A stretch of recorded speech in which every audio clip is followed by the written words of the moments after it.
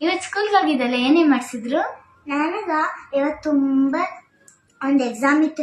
ಏನ್ ಗೊತ್ತಾ, ಕನ್ನಡ ಮ್ಯಾಥ್ಸ್ ಎಲ್ಲ ಇತ್ತು. ನನ್ ತಲೆನೇ ನಾವು ಬಂದ್ಬಿಟ್ಟು ಅಷ್ಟೇ. ಓದಿರ್ಲಿಲ್ವಾ ನಿನ್ನೆ?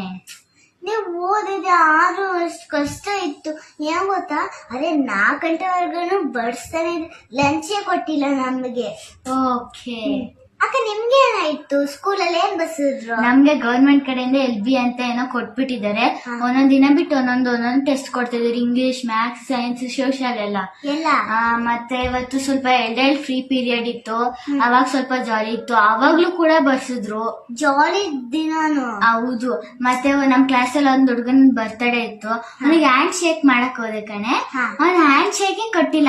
ಎಲ್ಲಾರ ಮುಂದೆ ಅಜೀಬ್ ಆಗೋಯ್ತು. ಸರಿ ಅನ್ಬಿಟ್ಟು ಒಂದ್ ಪೆನ್ ಗಿಫ್ಟ್ ಮಾಡಿ ಕಳಿಸ್ದೆ. ಏನು ಕೊಟ್ಟಿಲ್ವನಾ? ನನ್ನ ಹತ್ರ ಇದ್ದಿದ್ದೆ ಅದೊಂದು.